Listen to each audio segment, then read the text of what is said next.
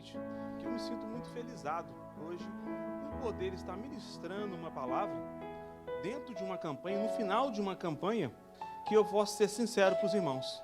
Foi uma campanha que moveu uma estrutura minha e da minha família. Eu posso dizer para os irmãos que eu me sinto fraco, cansado, mas o Espírito se encontra forte. Enquanto o louvor aqui acontecia com as crianças, que Deus abençoe a vida de vocês, crianças, eu falo que são jovens, adolescentes, e elas cantavam que ruja o leão. Eu posso dizer para você, cada vez que elas gritavam que ruja o leão, o meu espírito rugia de vontade de pregar, de vontade de fazer, de vontade de evangelizar. Então eu tenho certeza que também no coração dos irmãos também não está sendo diferente. Eu queria agradecer a todos vocês que começaram essa campanha, a todos vocês que estão fazendo essa campanha. Da mesma maneira que Deus fez grandes coisas na minha vida durante esses 12 dias, hoje está completando 12 dias, eu tenho a certeza que o Senhor também já fez a sua vida, está fazendo e vai continuar fazendo para a sua honra e para a sua glória. Amém? Então eu peço aos irmãos que, por favor, abram suas Bíblias juntamente comigo, no capítulo do profeta messiânico Isaías, capítulo 43, versículo 13. Livro do profeta messiânico Isaías, capítulo 43, versículo 13. Vamos ler apenas um versículo. Eu gostaria que a Radassa colocasse ali no telão e deixasse, por favor. Amém? Graças a Deus. Aleluias. Santo é o nome do Senhor. Essa versão está linda, maravilhosa. Vou deixar quietinho aqui, tá, minha filha? Aqueles que não encontraram, eu gostaria de fazer, ou já encontraram, mas eu gostaria de fazer uma leitura em conjunto com toda a igreja nesse momento. Então, para ficar uma leitura boa, uma leitura bonita, audível, eu gostaria que todos nós lêssemos nessa versão que está aqui na televisão. Amém, igreja? Graças a Deus. Então, no 1, no 2, no 3. Ainda antes que houvesse dia, eu sou, e ninguém há que possa fazer escapar das minhas mãos. Agindo eu, quem impedirá? Repita mais uma vez. Quem impedirá? Aleluias. Uma salva de palmas ao Senhor por essa palavra. Aleluias. Santo é o nome do Senhor. Aleluias. Esse versículo que acabamos de ler nessa noite é um versículo muito conhecido, é um versículo muito falado, é um versículo muito lido em todas as igrejas do nosso Senhor e Salvador Jesus Cristo. Versículo usado em campanhas, como estamos hoje em campanha, versículo usado em cultos de jovens, cultos de adolescentes, porque é um versículo que fala fortemente ao nosso coração.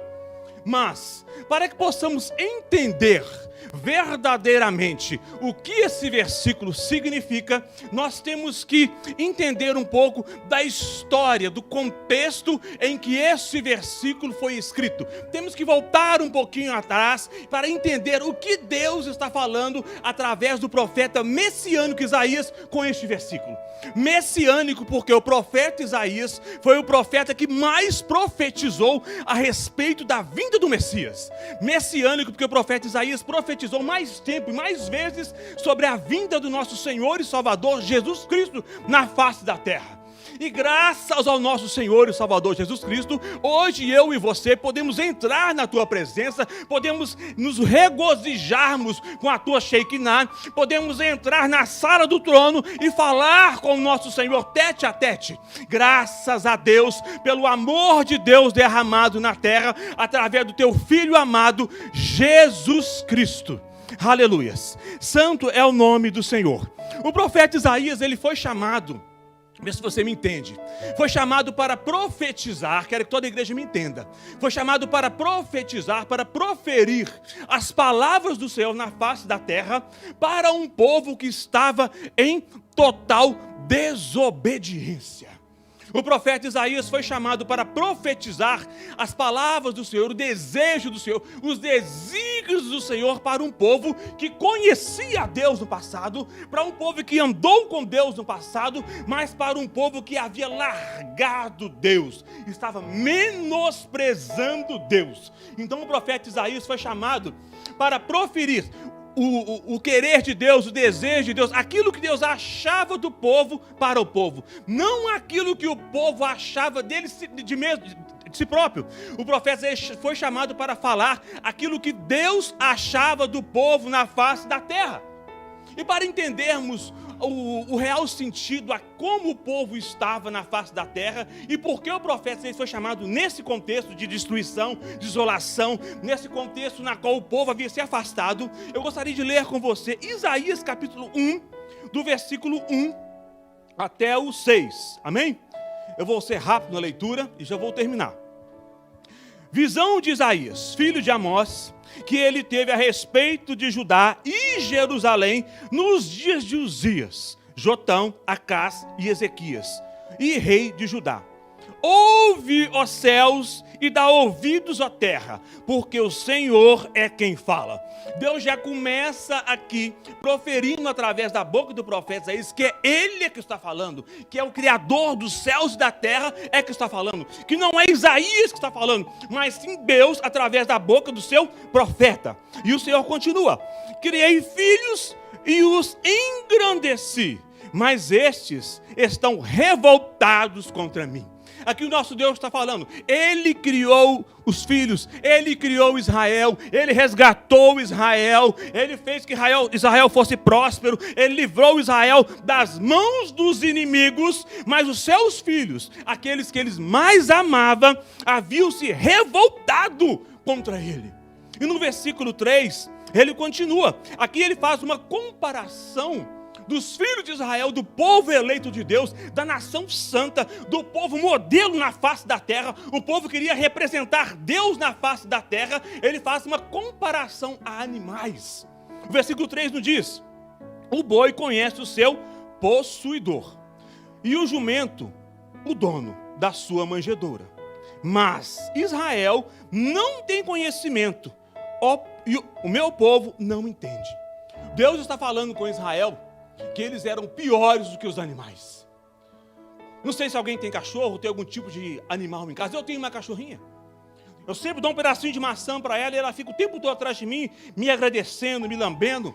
O animal, ele tem gratidão pelo seu dono. E Israel, sabendo quem era o seu dono, sabendo quem era o seu possuidor, sabendo quem era o seu salvador, o seu libertador, ele não tinha gratidão para com Deus. Aqui fala que a jumenta conhece aquele que a alimenta. O povo de Deus era ingrato. Era Deus que estava trazendo a prosperidade. Nesse tempo que Isaías foi chamado para profetizar, o povo estava vivendo em prosperidade, em bonança. Afastado de Deus, mas em prosperidade, porque a mão de Deus continuava sobre aquele povo. E mesmo assim Israel não sabia reconhecer, não sabia agradecer, não sabia honrar aquele que estava cuidando deles. E no versículo 4 o Senhor nos diz: ai dessa geração pecaminosa, povo maligno, filhos corruptores, abandonaram o Senhor, blasfemaram do Santo de Israel, voltaram para trás. Nessa altura, na qual Isaías foi chamado para profetizar, o povo de Deus estava tão envolvido na idolatria, tão envolvido nas práticas pecaminosas, que o povo de Deus, os filhos de Israel, pegavam seus filhos e entregavam como holocausto, como sacrifício a deuses estranhos. O povo se entregou totalmente às práticas pecaminosas. Por isso que Deus está falando: povo, ai dessa geração pecaminosa, povo carregado de iniquidade, raças de malignos, filhos corruptores. Por isso que Deus está falando. O povo chegou a um limite tão grande da iniquidade, que o povo pegava os seus filhos e entregava nas mãos daqueles que iriam sacrificá-los queimados aos deuses pagãos. E no versículo 6, a palavra do Senhor nos diz: desde a planta do pé até a cabeça, não há nele coisa sã, senão feridas, contusões, chagas, inflamadas, umas e outras não espremidas, não atadas nem amolecidas com óleo. Vou parar por aqui. Então o Senhor está falando que o povo estava doente, desde a planta dos pés até a cabeça, que a mente do povo estava inflamada, estava doente. E quando Deus fala sobre chagas, Deus está falando que o povo fedia. O povo tinha mau cheiro perante o Senhor. As atitudes do povo cheiravam mal perante o Senhor. É isso que Deus está falando. O profeta Isaías foi chamado para profetizar para esse tipo de povo. Voltando para a palavra agora nós acabamos de ler o livro de profeta Isaías. para que entendamos, eu vou ser rápido, ele pode ser dividido em duas partes. Do versículo 1 até o versículo 39, Deus está tratando com o povo a respeito de uma justiça e de um juízo. O profeta Isaías foi chamado para chamar a atenção do povo para uma justiça de Deus e um juízo de Deus que viria sobre a terra se eles não se convertessem. Do versículo 40, do capítulo 40, ao capítulo 66, Deus trata de uma restauração com o povo. Mas não era uma restauração porque o povo estava agradando o coração de Deus. É uma restauração porque Deus havia feito uma promessa na vida do povo. Deus havia prometido, desde quando livrou os filhos de Israel das garras de Faraó, que eles seriam a geração eleita, e que eles seriam o seu Deus, e que eles seriam o seu povo. E Deus prometeu que através de Israel nasceria o Salvador Jesus Cristo, nosso Deus.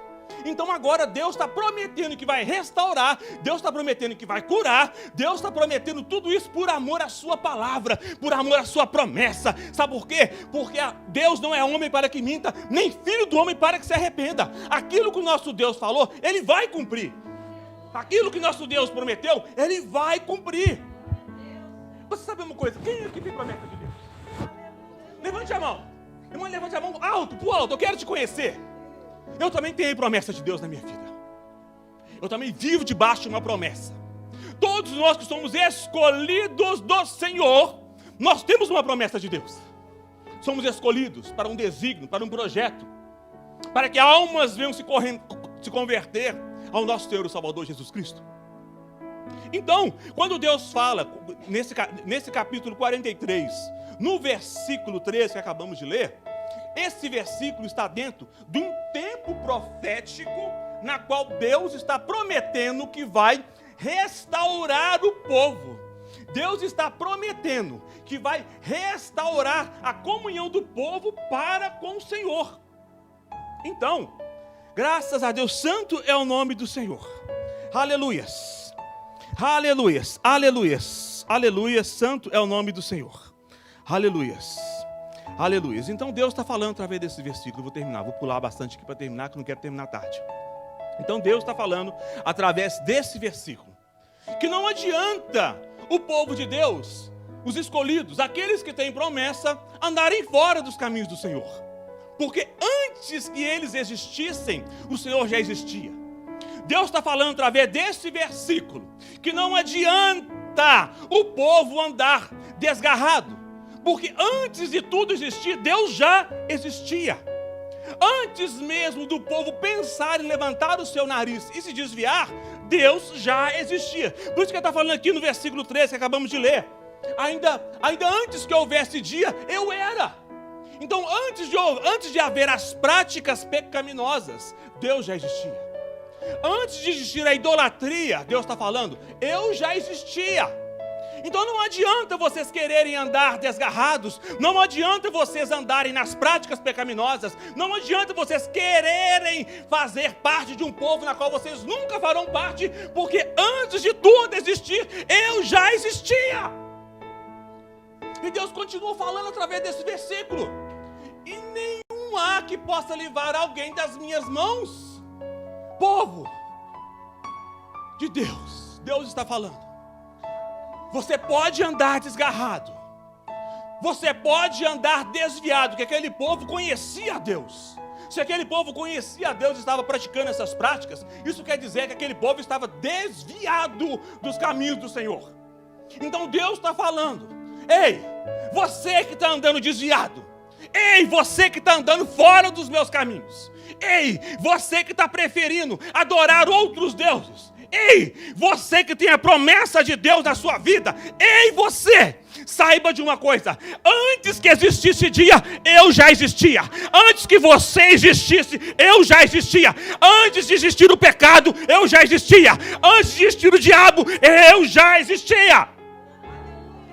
E Deus está falando, você pode até continuar, pode continuar Israel, pode continuar longe da minha presença, pode continuar me desrespeitando, pode continuar fazendo o que você está fazendo, mas quando eu te pegar, É isso que Deus está falando. Ninguém poderá livrar das minhas mãos. Pode até continuar pecando desviado. Ô filho de pastor, ô filho de missionária, ou você que conhece a palavra de Deus e hoje anda desviado, saiba de uma coisa: você tem joelhos que estão orando por você. Você tem pai, você tem mãe, você tem família, você tem pastor que está orando pela sua vida. E Deus está falando: pode até continuar andando errado, mas quando eu te pegar, não há ninguém que possa te livrar das minhas mãos. Eu vou espremer até você entender que você não é nada. Antes de você levantar o seu nariz, eu já existia. Antes de você pensar em desviar, eu já era. Antes de você pensar em andar nos caminhos errados, eu já existia. Antes de existir a ideologia de gênero, eu já existia. Antes de existir a pornografia, eu já existia. Antes de existir as práticas pecaminosas, eu já existia. Então, pode continuar andando, mas quando eu te pegar, ó Israel, ó filhos de Deus, ó escolhidos do Senhor, ó aqueles que têm a promessa, não adianta, porque ninguém fará vocês escaparem da minha mão, ninguém fará vocês escaparem do meu juízo, ninguém fará vocês escapar, porque agindo eu, quem impedirá? Agindo eu, não será as drogas que vai impedir, porque agindo eu, não será a pornografia que vai impedir, porque agindo eu, não será a rebeldia que vai impedir, porque agindo eu, não será ninguém que irá impedir, porque antes de tudo existir, eu já existia. E Deus está falando nessa noite: ei filho de pastor, ei você que anda afastado dos caminhos do Senhor, ei você que carrega uma promessa, ei você que tem chamado de Deus e está preferindo aborrecer o Senhor, saiba de uma coisa: quando Deus te pegar, não há ninguém que possa impedir o agir dele na sua vida. Ele vai espremer, ele vai bater, mas você vai voltar para os caminhos dele, porque você tem uma promessa, e Deus não é filho do homem para que minta, nem homem para que se arrependa. Aquilo que ele prometeu, ele vai cumprir, porque ele é Deus. Aleluia. Santo é o nome do Senhor.